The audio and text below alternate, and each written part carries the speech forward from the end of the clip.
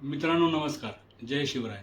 आजची जी कथा मी तुमच्याकरता घेऊन आलो आहे ती एक छोटीशी अशी खुसखुशीत आणि एक नवरा बायकोचं असं एक छोटंसं भांडण आहे की स्त्रिया किती कर्तव्यदक्ष आणि किती गृहदक्ष असतात ह्याचं एक उत्तम उदाहरण ह्या कथेतून आपल्याला बघायला मिळतं.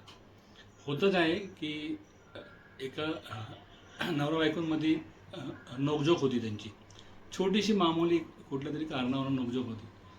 तर इकडच्या तिकडच्या म्हणजे अवांतर गोष्टी होतात, एकमेकावर आरोप प्रत्यारोप होतात छोटे छोटे.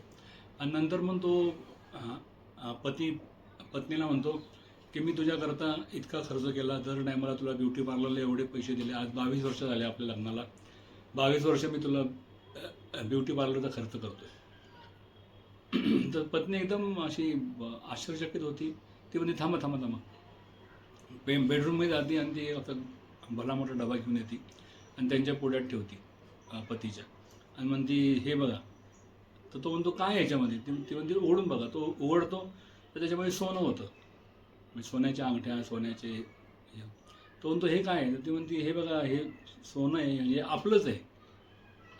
तर तो म्हणतो आपलं कसं काय, कुठून आणलं. तर ती म्हणली तुम्ही मला दर दर दरवेळेला तुम्ही जे मला पैसे देत होता ना ब्युटी पार्लरला आणि घर करता करता, त्याच्यातून थोडं थोडं सेविंग करून मी जसं जमन तसं अर्धा ग्राम 1 ग्राम सोनं खरेदी केलं आणि त्याचं सेविंग केलं आणि ह्या डब्यात सगळं ते साठवून ठेवलेलं आहे. तर ते 22 वर्षामध्ये तुम्ही जेवढे मला दिले पैसे, तर त्याचा जर हिशोब केला तर ह्याच्यातले 2-3 तोळे सोनं विकून तो खर्च निघून जाईल.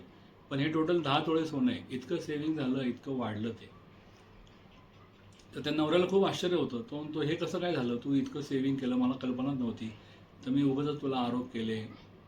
तर त्याचे डोळे जरा भरून येतात आणि तो मग म्हणजे तो असं लाजिरवाणा होतो आणि तिला म्हणजे जवळ घेतो आणि ती म्हणतो खरंच मी आय एम रिअली सॉरी की तू इतकं मोठं काम केलं, इतकं मोठं तू गृहदक्ष होती, हे मला माहीत नव्हतं. तर संसारामध्ये स्त्रियांनी गृहदक्ष असणं फार गरजेचं आहे. असं काटकसर करून संसार होतो. आणि ज्या पुरुषाला अशा प्रकारच्या स्त्रिया आपले लाईफ पार्टनर म्हणून जे भेटतात, तो खरोखरच तो पुरुष भाग्यशाली म्हणावा लागेल. नमस्कार.